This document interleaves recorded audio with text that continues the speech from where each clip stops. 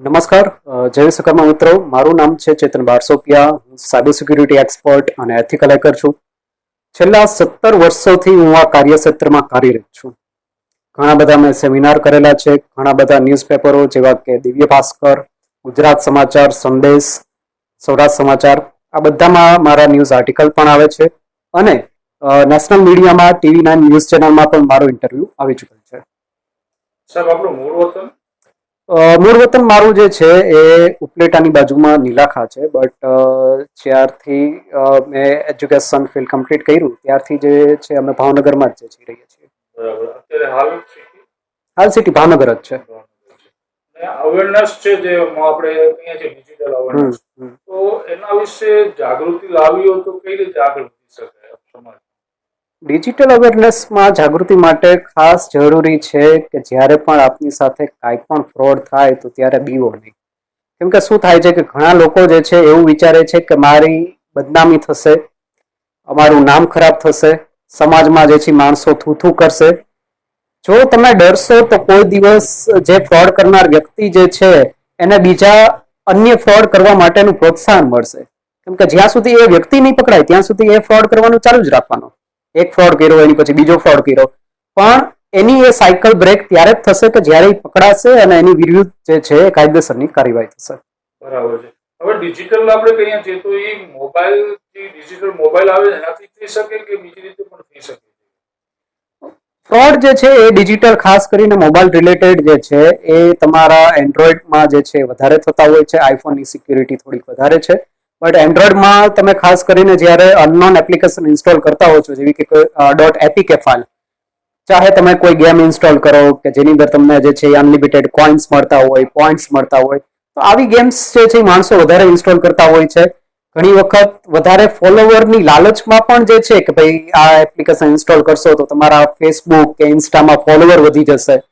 તો આ બધી એપ્લિકેશન ફ્રોડ હોય છે અને એ ઇન્સ્ટોલ કરવાથી તમારો ડેટા જે છે એ રિસ્કમાં પડે છે અને તમારા ગેલેરીના ફોટોઝ, તમારા વિડીયોઝ, આ બધી વસ્તુ જે છે એ અનનોન પર્સન અને ત્રાહિત વ્યક્તિના હાથમાં જતી રહે છે.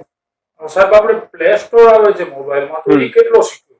પ્લે સ્ટોર 100% સિક્યોર છે, કેમ કે પ્લે સ્ટોરની અંદર એક એન્ટીવાયરસ એન્જિન રહેલું છે. જ્યારે પણ આપ કોઈ પણ એપ્લિકેશન ડાઉનલોડ કરો છો ત્યારે એ એપ્લિકેશનને પ્લે સ્ટોર સ્કેન કરે છે કે આ એપ્લિકેશન જે છે એ ખરેખર ઇન્ફેક્ટેડ તો નથી ને. બીજા નંબરમાં ગૂગલની પોતાની પણ સિક્યુરિટી પોલિસી છે કે ગૂગલમાં કોઈ પણ એપ્લિકેશન તમે સબમિટ કરો ત્યારે ગૂગલ એ એપ્લિકેશનને જે છે એ સિક્યુરિટી એનાલિસિસ કરે છે કે આ એપ્લિકેશન કેટલી સિક્યોર છે, અને જો એ સિક્યુરિટી પેરામીટરમાંથી એપ્લિકેશન પાસ થાય તો ને તો જ એ એપ્લિકેશન જે છે પ્લે સ્ટોરમાં પબ્લિશ થાય છે, નહીતર ગૂગલ એને પબ્લિશ નથી કરવા દેતું.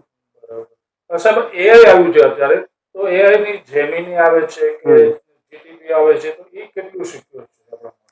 એમાં જો હું તમને એક આપણા દેશનું જ એક્ઝામ્પલ આપું કે તમે હાલમાં જોયું હશે કે ભાઈ ભારતમાં જે છે ચેટ જીપીટી જે છે એ ઓપન એઆઈએ ફ્રી કરી દીધું, પ્લસ એરટેલ જે છે એ પરપ્લેક્સિટીનું જે છે સબસ્ક્રિપ્શન પોતાના યુઝરને આપતા, જીઓ જે છે એ પોતાના દરેક યુઝરને જેમિનીનું 18 મહિનાનું સબસ્ક્રિપ્શન ફ્રીમાં આપે છે. તો જે સબસ્ક્રિપ્શનનો મહિને 1500 થી 2000 રૂપિયા ચાર્જ લાગે છે, એ એપ્લિકેશન તમને જો ફ્રીમાં મળે છે તો શું કામે મળે છે? તો કે એ તમને ફ્રીમાં એટલા માટે મળે છે કે આપણા દેશમાં આપણો જે ડેટા છે એ બહુ હ્યુજ એમાઉન્ટમાં છે, કેમ કે આપણા દેશની પોપ્યુલેશન એટલી છે. એઆઈને ટ્રેન કરવા માટે મેક્સિમમ નંબર ઓફ ડેટાની જરૂર હોય છે. તો જો મેક્સિમમ નંબર ઓફ લોકો યુઝ કરશે તો એઆઈને બેટર વેમાં ટ્રેન કરી શકાશે, અને એટલા માટે બેસ્ટ કન્ટ્રી એઆઈને ટ્રેન કરવા માટે છે ભારત, અને એટલા માટે જ ભારતની અંદર ઘણી બધી એઆઈ ફ્રીમાં આપવામાં આવે છે. તો મેક શ્યોર કરવું કે એઆઈને જે બને ત્યાં સુધી જે છે કોઈ પર્સનલ ઇન્ફોર્મેશન ના આપવી, કેમ કે એ ઇન્ફોર્મેશનનો શેની માટે ઉપયોગ થશે એ તમે કે હું જાણતા નથી, અને તમે કોઈ લીગલ એક્શન પણ એઆઈ ઉપર નહીં લઈ શકો, બીકોઝ જ્યારે તમે એને ઇન્સ્ટોલ કરો છો at that time you accept AI terms and condition કે જો એ કોઈને સાથે શેર કરશે then you cannot have the legal action. આપણે બેંક જે ઓનલાઈન બધું કરે છે પ્રોસેસ, એ કેટલી સિક્યોર હોય છે? બેંક જે તમને ઓનલાઈન ફેસિલિટી આપે છે, ચાહે નેટ બેન્કિંગની હોય કે મોબાઈલ બેન્કિંગની હોય, એ સિક્યોર હોય છે. પણ જો તમે મેં કીધું એમ કે તમે કોઈ અનનોન એપ્લિકેશન જે છે ઇન્સ્ટોલ કરો છો કે જે તમે કોઈ થર્ડ પાર્ટી વેબસાઇટથી ડાઉનલોડ કરેલી છે, તો એ એપ્લિકેશનમાં રહેલો વાયરસ જે છે એ બેંકની એપ્લિકેશનને પણ કરપ્ટ કરી આપે છે અને એને કરપ્ટ કરીને ઘણી વખત એ બેંકની એપ્લિકેશનની ક્લોન કોપી બનાવી દે છે. એટલે તો કે તમે જ્યારે બેંકની એપ્લિકેશન ઓપન કરો ત્યારે તમને એમ લાગે કે તમે તો તમારી ફલાણી બેંકની એપ્લિકેશન જ ઓપન કરી છે, પણ એના બદલે તમે ખરેખર એક હેકરે ઇન્સ્ટોલ કરેલી ક્લોન કોપીની બેંકની એપ્લિકેશન ઓપન કરી હોય. તો હંમેશા ધ્યાન રાખવું કે બેંકની એપ્લિકેશનની સાથે કોઈ સારો એન્ટીવાયરસ જે છે એ તમે યુઝ કરો. બની શકે તો લાયસન્સ વર્ઝન એન્ટીવાયરસ રાખો તો વધારે સારું. આજકાલ જે છે એ કોમ્પિટિશન હિસાબે મોબાઈલ માટેના એન્ટીવાયરસ બહુ સસ્તા થઈ ગયા છે. વર્ષના ₹200 આજુબાજુ જે છે એન્ટીવાયરસનો ચાર્જ હોય છે. તો આપણા બેંકમાં રહેલા નાણાંની સિક્યુરિટી માટે શું આપણે વર્ષના ₹200 ખર્ચો ના કરી શકીએ? બરાબર છે. હવે સાહેબ ડિજિટલ ફોન ની તો આપણે વાત કરી કે ભાઈ ડિજિટલ ફોન છે, તો સાદા ફોન કેટલા સિક્યોર હોય આપણા? સાદા ફોન, હા ચોક્કસ.